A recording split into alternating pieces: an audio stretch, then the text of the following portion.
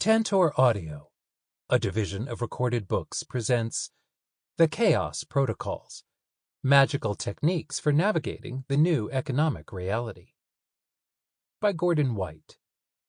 Narrated by Daniel Henning. Introduction. The problem is not to find the answer, it's to face the answer. Terence McKenna. Sometimes I go to the Hall of Asian Antiquities in the British Museum, sit on a bench, and think about the Kali Yuga. According to the Mahabharata, the great Hindu epic, this is the age in which we currently live. As a 2,000-year-old description of the modern world, it is unsurpassed in its dismal accuracy. Spiritual teachers are mocked. Rulers no longer see it as their duty to protect their citizens and become a danger to the whole world. Dramatic climate shocks kill us by the thousands. Millions die hungry. There are even descriptions of great metal birds bringing death that we assumed were airplanes, but are probably, with the benefit of unenviable hindsight, military drones.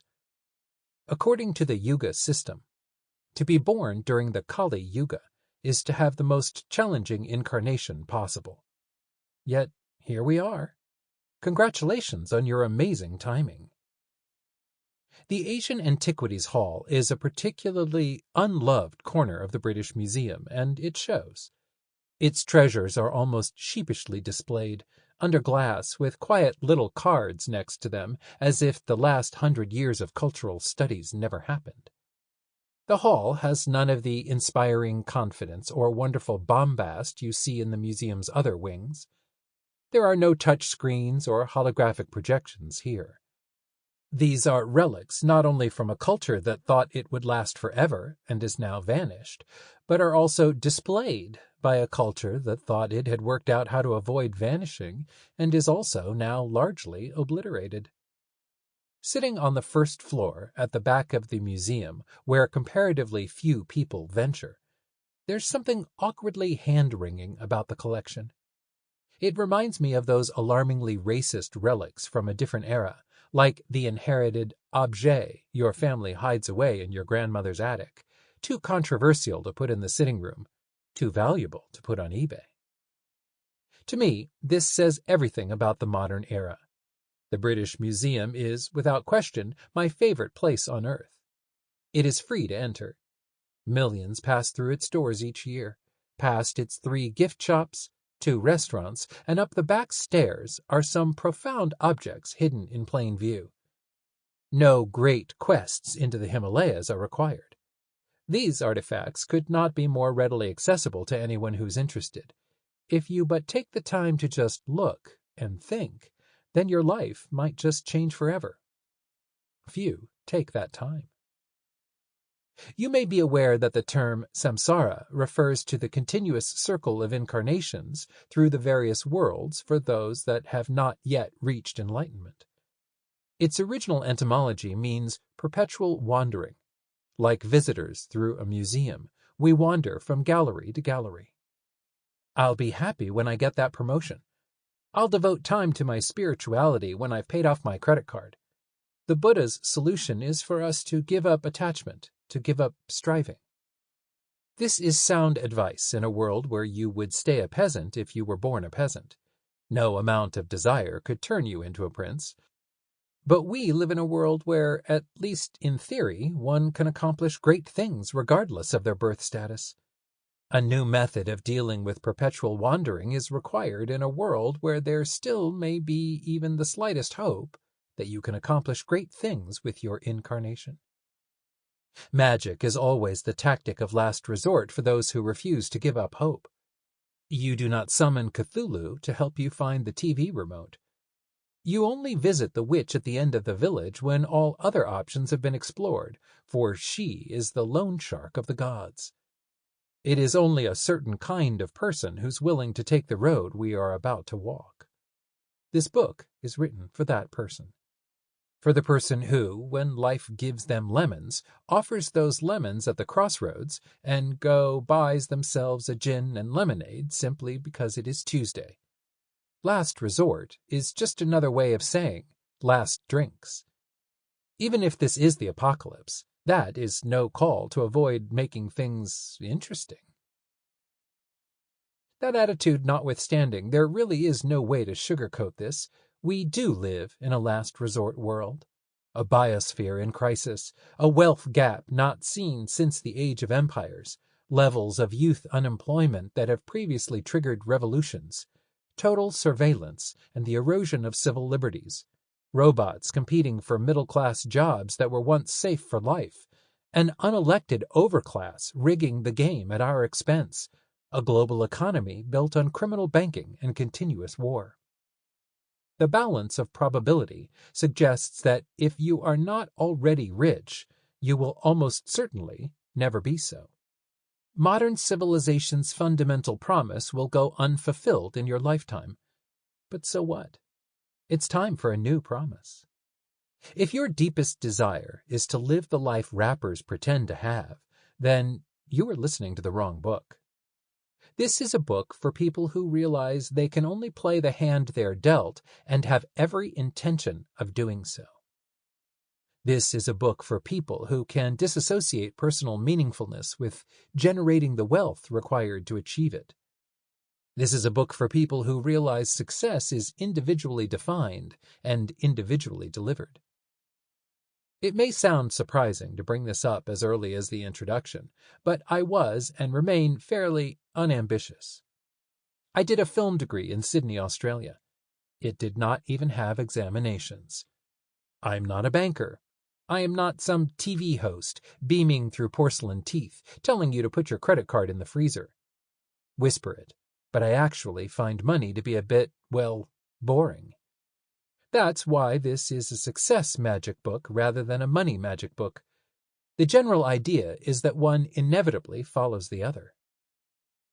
In my early 20s, my plan A was to be a filmmaker.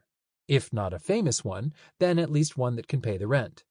There really was no plan B, but I suppose it would have been some kind of retail sales if my student jobs were anything to go by. Fortunately for everyone involved, especially the cinema-going public, the universe appears to operate exclusively on Plan C. Or at least it certainly did, and continues to do so in my case. What I will tell you is that making peace with Plan C, learning to roll with and adapt to it, has turned out really quite well for me so far. I have lived in multiple cities on both sides of the planet, seen much of the parts in between, and worked for some of the world's largest and most loved media companies. When one of these media companies made me redundant, as they are wont to do, I even managed to start a moderately popular chaos magic blog called Rune Soup, the maintenance of which has provided me with some lifelong magical friendships and led to the book you hold in your hands. Along the way, I found love, a reasonable level of wealth, and managed to absolutely smash through my bucket list. Viewed over a longer timeline, what magic has always offered, and what I hope to be able to impart in this book, a way to maximize Plan C. Magic departs from mysticism because it proudly proclaims its unshakable intention to do noteworthy things in this world, rather than seeking merely to transcend it. If you compare the Greek magical papyri of the first few centuries of the Common Era with the Neoplatonism of the same time period, you see a view of the universe that is largely identical, and two entirely separate ways of approaching that universe. The Greek magical papyri are filled with spells to end marriages, find treasure, cure livestock, banish demons, and find employment among the powerful. The magicians of the classical age lived through an era of zero social mobility and wide-ranging cultural collapse. With the assistance of the spirits, however, they were not going to let such trifling matters get in their way. One need not live permanently in this worldview, but one must be willing to at least temporarily inhabit it. Graham Greene once wrote that all writers must have a splinter of ice in their hearts so that they can be involved in the world and also slightly removed, making observations. The hearts of modern magicians living through the Kali Yuga must contain glaciers. This is where adopting a chaos magical perspective may become helpful. We have about 70 years of psychological research that demonstrates keeping a positive attitude, despite the prevailing challenges, is associated with eventual success or goal achievement. At this point in time, it is pretty hard to argue a contrary case. Stay positive, keep your head in the game, and don't give up. We may as well pin a badge saying "full-blown science" on this statement. To borrow a term from mathematics, such full-blown science is necessary but not sufficient. A cold, unblinking stare into the reality of our situation, however grim, is an essential first step, lest we run the risk of descending into fantasy and escapism. Cognitive dissonance has scuppered many magicians' ships before they have even left the harbor. It is for this reason that the opening chapter of the book you are holding is, putting it politely, stark. And if much of the information is new to you, then it will feel stark like a nuclear winter. I make no apologies for this. The good news, the hacks, the optimization strategies all follow in the subsequent chapters. If any of them strike you as particularly extreme, go back and listen to the first chapter again, and remind yourself we're undergoing a once-in-a-civilization economic event. Chaos magic is not tied to a fixed model of reality, or more specifically, it need not be. It merely offers a toolkit of ideas and practices that you can use to effect change in your material circumstances. Chaos magic is largely interoperable with whatever belief system you most regularly inhabit, even if that happens to be stringent materialism. There are no mandatory interventionary divine beings. The destruction of the American middle class is not God's will. And the last 30 years of wealth harvesting by the rich do not have anything to do with seasonal calendars or karma. You may consider chaos magic as a sort of management consultancy exercise. The book is written from a chaos magic perspective because it is probably the most useful worldview for anyone of a spiritual bent to optimize the reality of their situation given the prevailing economic headwinds. It provides us with the opportunity to examine the interplay of magic and opportunity without having to fold it back into an explanatory framework.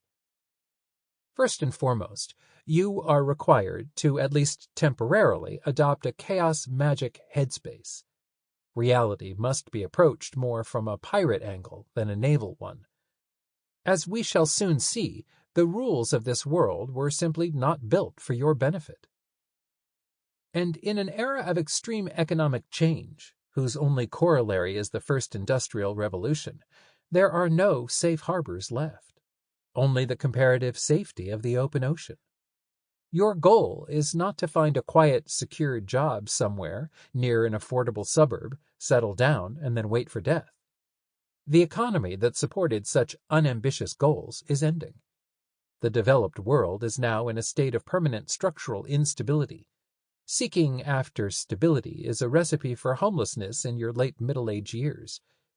In today's world, security only comes from embracing opportunity, and opportunity is not randomly distributed in either space or time. It must be pursued and seized. Enter magic. There is a very specific bravery that comes with marshaling the forces of the universe to achieve meaningfulness and prosperity in your life. It is a bravery you must find.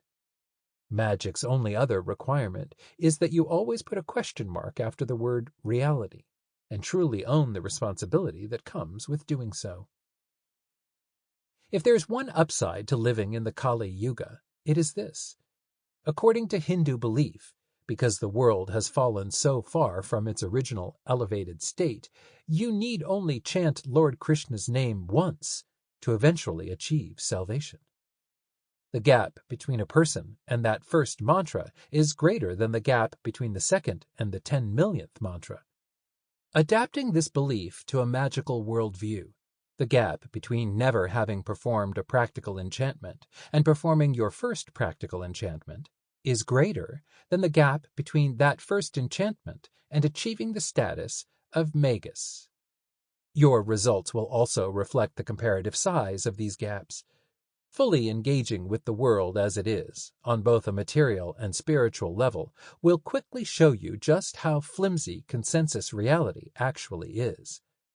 One little push, and materialism falls away like spring snow sliding off a roof. So there is an inherent paradox in using the spiritual to accomplish the material. Incorporating the magical world into your physical world will quickly show you which one is real and which one is delusion. And that realization is more valuable than all the riches of the earth. 1. Recognizing the bars. All the totalitarian schemes add up to the same in the end, and the approach is so insidious, the arguments so subtle and irrefutable, the advantages so obvious, that the danger is very real, very eminent, very difficult to bring home to the average citizen, who sees only the immediate gain, and is hoodwinked as to the price that must be paid for it. Aleister Crowley. We often think of economics as a dry subject of spreadsheets and interest rates, but it is actually a school of philosophy. Economics is the study of value. It is the study of what we consider worthwhile, where we locate meaning on a personal and cultural level. Bad economists think it is the study of currencies and trade imbalances, but these are only the outward manifestations of a much, much bigger economic sphere. What is going on in our heads? Probably the world's most famous transgender economist, Deirdre McCloskey, prefers the term humanomics for this very reason. Much of what goes on in our heads does not belong to us. It is inherited from our family and our culture. This is nowhere more evident than in economics. We inherit a system of value that is mostly unaligned to our spiritual or magical values because they come from an economy that is just simply not built for our benefit. As such, any journey toward finding meaning or value in our lives must begin with an understanding of the value system we have inherited. The mystic and science fiction author Philip K. Dick refers to this as the black iron prison. This is his description of the worldly forces of government, economics, and culture, all largely invisible, that trap us in a small and fixed vision of reality. But the borders of our cell are arbitrary. They only imprison us if we allow them to. And so the first step in freeing yourself from prison is recognizing the bars. So pour yourself a stiff drink as we go bar by bar. Little bartender humor for you there, but seriously, pour that drink. Today's economic landscape is and will remain extremely unstable for a number of reasons. In the back of our minds, we all have this notion of booms and busts coming in cycles, and that we just need to grit our teeth and ride through the downturn until it becomes an upturn. After that, we can go back to buying preposterously large televisions and fuel-inefficient cars. In reality, this business cycle represents only about 20% of the instability we currently face, and about 100% of the government policy response to it. That alone makes things more unstable. The remaining 80% of the instability is down to some huge structural changes going on under the surface, and away from the flapping heads you see on cable business news programs. Some parts of the world's developed economies are permanently shrinking because they are obsolete and hugely inefficient. Other parts are expanding dramatically because of the inefficiencies and cost savings they bring. This is how you end up with bankrupt, collapsed cities in one corner of the country and teenage billionaires in another. It is easier in the short term to think of them as two entirely separate economies occupying the same geographic space. It is no exaggeration to say you are living through the Second Industrial Revolution. There is an unfortunate tendency among spiritual seekers for their eyes to glaze over when a discussion turns to macroeconomics. A number of possibilities of why this is so present themselves. Firstly, Whether as an accident of design or through the influence of actual full-blown conspiracies that occasionally show up in history, our education system utterly fails to impart financial literacy. If this failure remains unaddressed, we simply transfer it into our metaphysical worldview. Secondly, there is often an unexamined persistence of a Christian suspicion of the body and the physical world into an occult belief system, although this influence appears to be decreasing. Finally, learning about demons is just more fun than learning about consumer price inflation, even though only one of them is absolutely guaranteed to negatively affect your life. Leaving all these aside, the main reason there are so few rich wizards is most likely because they have better things to do than accrue the volumes of pointless wealth required to buy a yacht. I understand this. At first glance, the machinations of Wall Street, various world governments, or their central banks do not appear relevant to someone whose dreams amount to having a meaningful career that provides for their family, whilst leaving them enough time to pursue spiritual development. But understanding how the global financial system works does not imply you intend to scale to the very top of it, nor does it constitute any kind of endorsement. Failing to recognize that the macroeconomic is personal guarantees our humble, admirable dreams will go unfulfilled. Guarantees it. To suggest that these wider trends and shifts are not affecting us simply because we have no interest in learning about them is to lie to yourself and cheat yourself out of your best life. Because this is a magic book, let us use the metaphor of astrology. When we think of personal financial literacy, we typically think of balancing the personal checkbook, managing household budgets, eliminating debt, and generally being a prudent consumer.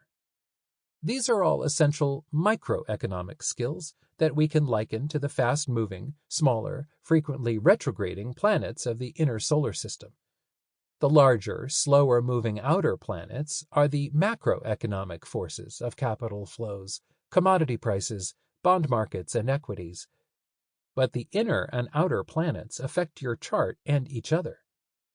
To ignore half of them as irrelevant is to navigate with half a map, or to divine with half a deck of tarot cards, as the macroeconomic forces will always tell you what will happen to the microeconomic forces in the coming months.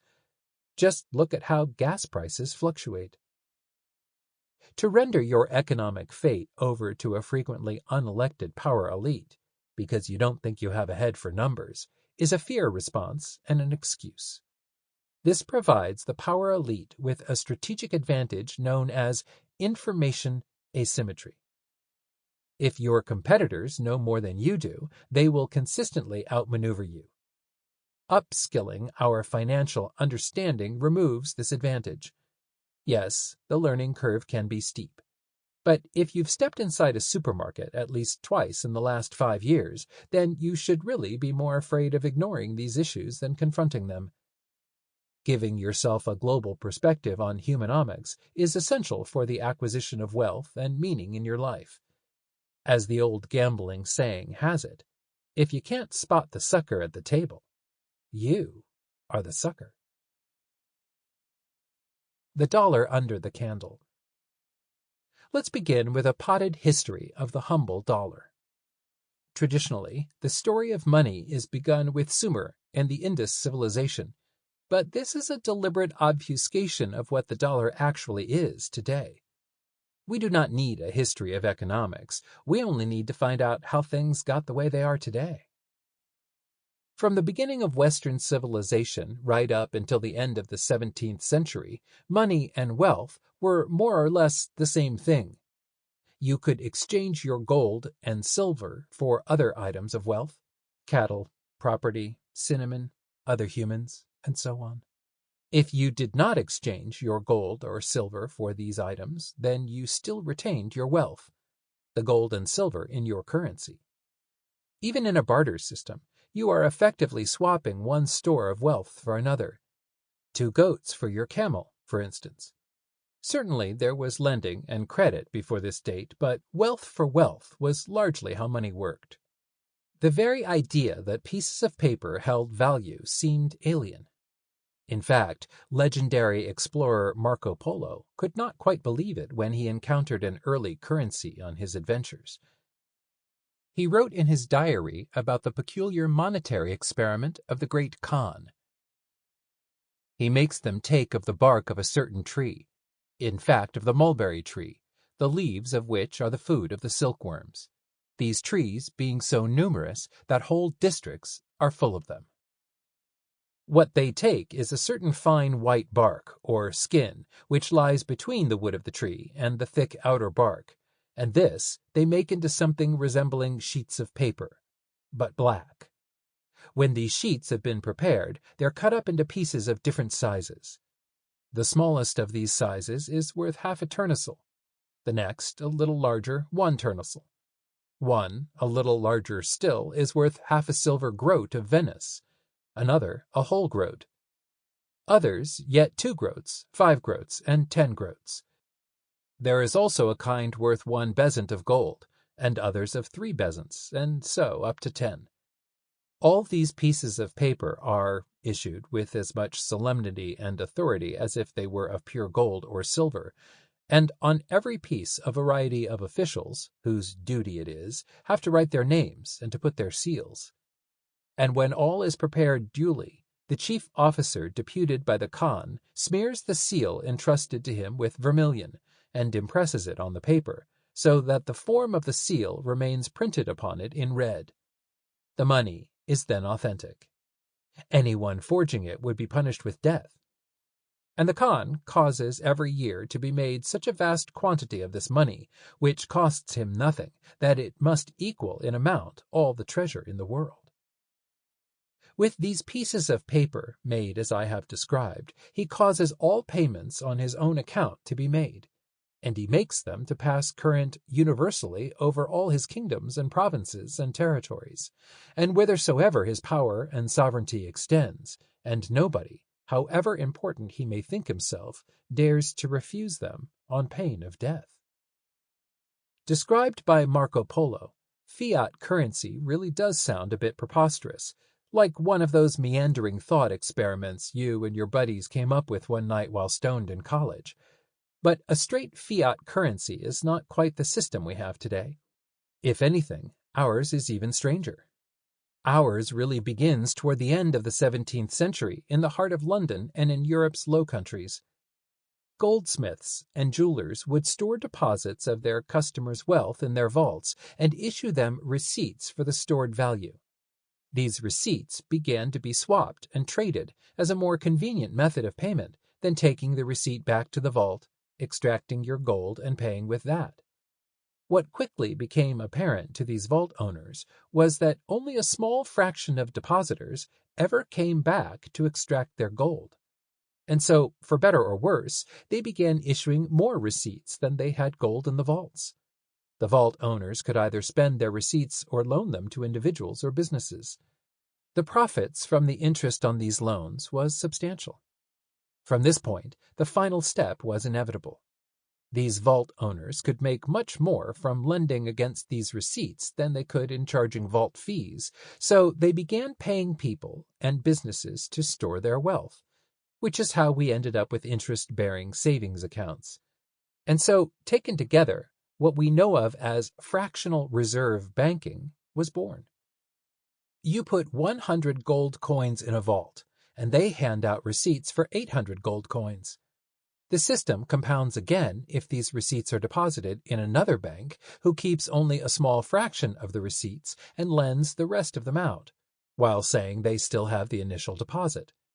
In fact, this process of depositing and redepositing receipts, which are also lent back out, accounts for more than 90% of all money in the global economy today.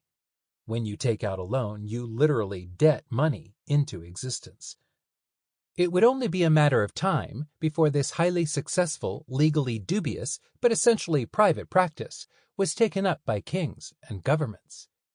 In the 1690s, to pay for their increasingly expensive continental wars, the newly created, and technically privately owned, Bank of England began issuing banknotes as legal tender.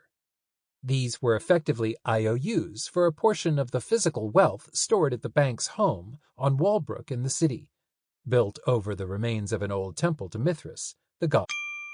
Sample complete. Ready to continue?